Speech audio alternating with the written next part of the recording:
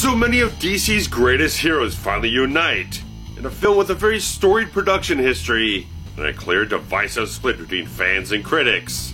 So let's see how things stack up for myself with my review of Justice League.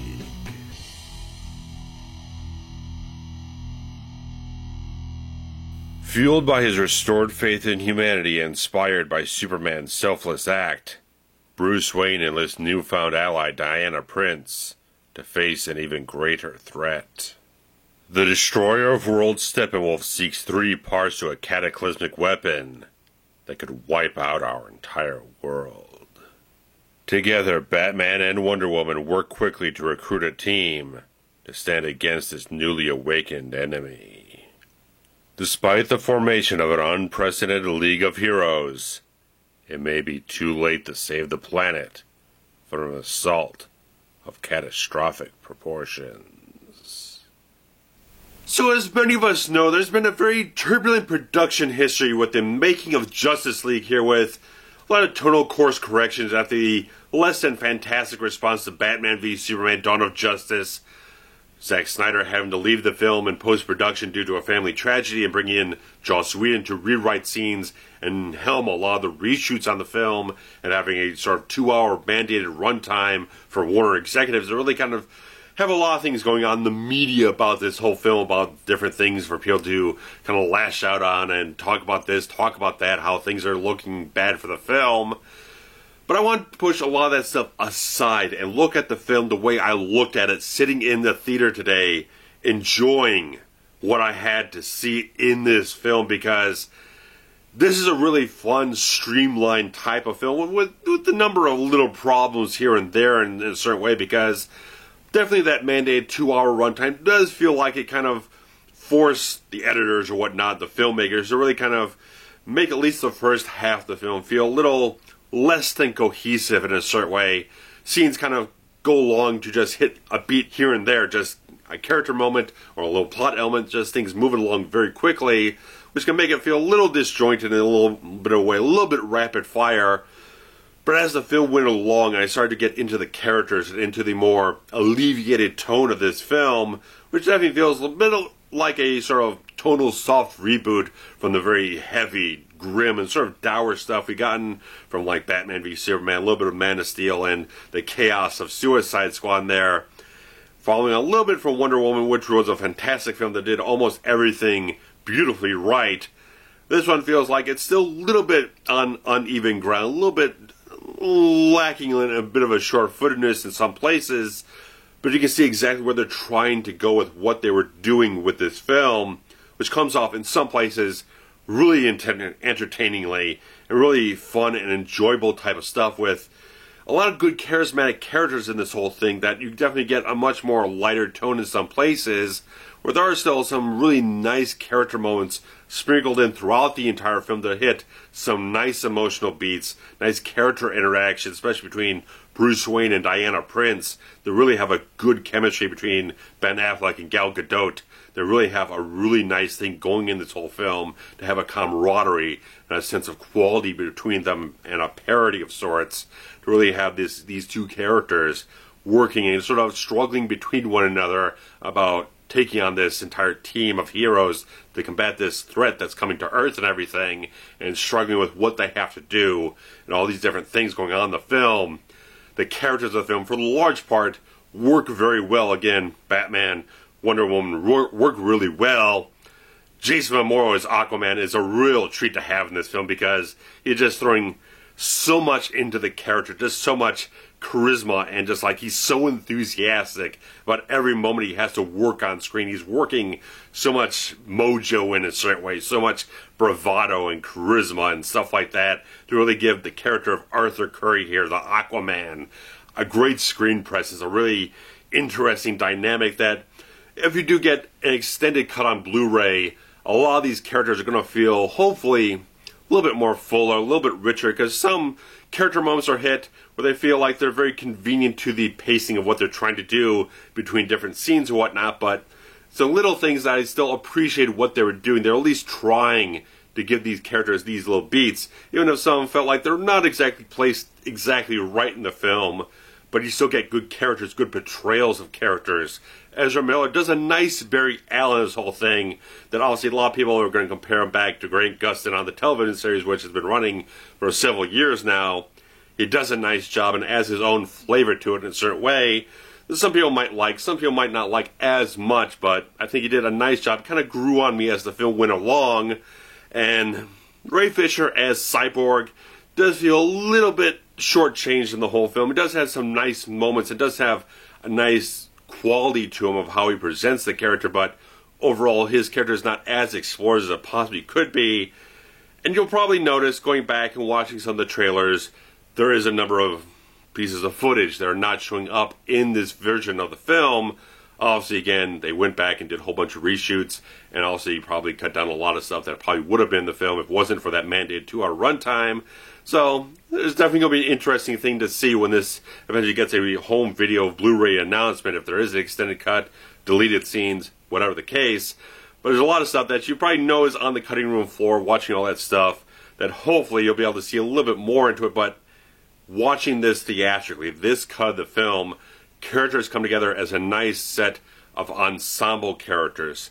Good chemistry between everyone. They all have a quality that works distinctively for each character and work off of their dynamics really well. And they all have something to share between one another, learn a little bit of something from one another, and just have these nice moments that are, they're just bonding type of things. In a certain way, you get humorous beats. And some of them don't all hit, but some of them work really well, and some things just give a humanity to the film in general that just you really want to see in these types of films, to see the characters open up and just feel a little bit more connected to them in a certain way. I really enjoyed that quality of this film. And some other things in this film, such as like the main villain Steppenwolf, is kind of generic, a little bit stock, but I like how the film doesn't try to focus so much on the character of Steppenwolf. They focus much more about the threat that he poses, this sort of apocalyptic power that he can tap into and destroy the entire world in a certain way. It's nice that they kind of take that angle with it. Don't have a great character here for them to battle against, but they have a threat that's very well established and very strong and very large-scale type of threat here that feels like you have a definite apocalyptic scenario that you have to bring out every single thing you have to defeat this guy. And it's a really nice quality about it, how they go into backstory and exposition and nice little pieces in the film. It's not like all front load or whatnot. I like that they kind of disperse it throughout the entire film to get a little piece here and there and break it up. So it's like things go along in a nice way. They have a nice, decent structure about how to parse these things out through the entire course of the film. And of course, people think it might be a spoiler, but it's been rumored for so long. He's confirmed to himself Henry Cavill does return in this film, and he does a wonderful job at it. I was so enthralled when he returned in this film as Superman. It was something so lacking that we haven't seen in so long, such the soul and the spirit and the optimism of the character. It felt beautiful to me in a certain way. These moments that you get with Clark, you get with Superman, just felt so pure and genuine that I just felt like this is something I've just been waiting to see in a certain way, that I just felt like this was the Superman a lot of people have been clamoring for, and we got so much good stuff out of it. There are certain scenes that just made me emotional in a certain way, just like it hit such good beats in that type of way to really just hit a character beat that just works so well in the makeup of the characters and the progression of the story. And like I said, the story here is nicely well streamlined instead of the much more complicated stuff we've been getting from like Dawn of Justice and such. They very much streamlined the storyline here to make it very simple and easy to follow, to allow the characters time to breathe and kind of have their own moments in the whole thing, to really have the characters take center stage instead of the plot of the film. So it's a nice sort of thing to have that here, kind of fresh type of direction that's taken here for much more of a pared down type of Justice League film that still has an epic scale to it, still has a very wide open type of landscape to paint its picture on. It does a really nice job of that, to create a world in this whole thing that you very much can feel so much going on between Themyscira and Atlantis, all these different things. So they integrate so many things to give it a sense of scope, but they keep the story very much focused, but still keeps emotional and character beats in check in certain places. So it's really nice. I really enjoyed what the tone of the film had to offer, the vibe of the characters really had to push forward in the film, and having so much good cinematography here and the action working out so well in the film that there is a good sense of geography with all the action. It doesn't feel like it's so quick cut or any type of thing. It's not too overly stylized in a certain way. There's some slow motion sequences, but they work very well in the context of the film or whatnot, and they just create some really nice action. You know, there is seeing like a bit of a CGI explosion by the third act of the film. I like how the entire chemistry of the team worked together in this entire action environment and had all these little moments in the whole thing to really just spark off character amidst the action, just keeps anything so distinct and certainly satisfying in my view. That just like, despite the fact that the film does have obvious issues to it, just I think it mainly comes down to just having to confine it into 120 minutes or so. It really feels like it could decompress some parts of the film, kind of fill it out, give it a little more space to kind of flow a little bit more naturally in maybe like the first hour or so, and maybe fill in little things here and there. But in general, I thought the film was just enjoyable overall. It just felt like good characters on screen that you could connect with, engage with, and feel their emotions and everything. Just have a good time spending time with these characters. It was just enjoyable time watching this. I see a lot of people having negative reactions. They're completely free to have negative reactions if they didn't find what they wanted in the film or didn't appeal to what their sensibilities are. For me, I just walked into the film putting all that other gobbledygook about production stuff and CGI weirdness with Henry Cavill's mustache, which I didn't focus on at all in the film. I just focused on the characters and the action and the story and things that were going on, to just sit there and just put all that on my mind and just enjoy the film for what it was.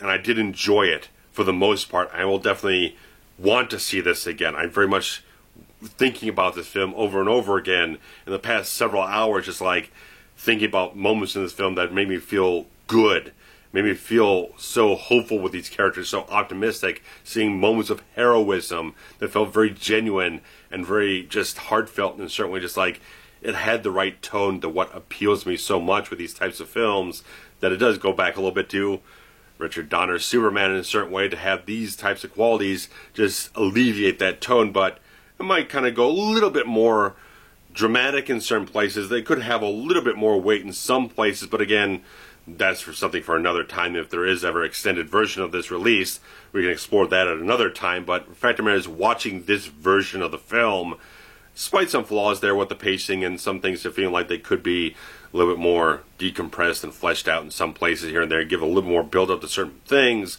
the payoff of stuff still felt satisfying to me in general. And Danny Elfman's score in the film was nothing too exceptional, but I did like that he did, and a little flourish of his old Tim Burton Batman theme, and then a little beat of the John Williams Superman theme, but still maintain the Hans Zimmer Man of Steel theme there as well, and still maintain a sense of quality to the whole thing. It's not a fantastic score, but it serviced the film well and did some nice things in certain places where you need a little extra bit of emotional beat or a recognition of these characters in a certain way. It did a nice thing in general, and just like, despite having all this stuff going on, production troubles and everything, and having two different directors on the film at a certain point in time, just like, this still felt like people were focused on crafting a film with a general vision in a certain way. It might not come off as a great vision in general, but I felt like everyone was at least focused in the same place where they wanted to go with it, and had some stumbles and had to redo some things here and there, but it still came off very satisfying to me in general on screen watching this version of the film. I still think it can be a very enjoyable time for people, despite the flaws it might have. I still think there's some good stuff. There's some rousing, fantastic action, the whole thing, wonderful characters to engage with, and some other things that really can possibly hit your heart if you're in the right mindset. If you're enjoying the film, you might get those moments really engage you in certain ways. So guys, I want to know what your feelings are about Justice League. Did you enjoy it? Did you not? Did you find a little bit more flaws than I did? Or did you not see many of the flaws I did? There's a lot of things to get into, depending on what certain people might have been focusing on here and there. It's a lot of complicated, messy stuff with the production of this stuff. But regardless, guys, the film in general, how did it make you feel? What are your thoughts on it? Your comments below are so thoroughly appreciated below. Along with the wonderful thumbs up on the video and all that stuff. Really enjoy that. And guys, just be fantastic to each other. Have some fun time in the comment section. And share the links around if you really enjoy seeing what I have to offer here. There's a review of Batman Mask of the Phantasm hitting the channel. And I am still intent on reviewing Richard Donner's Superman the movie. So that's going to take a lot of time, but my schedule is going to be that next. So in the next couple of weeks, you will see that review come up on the channel. I thoroughly hope you enjoyed as much as I possibly am going to. So guys, love you. See you around. Fantastic stuff. Take care. Bye-bye.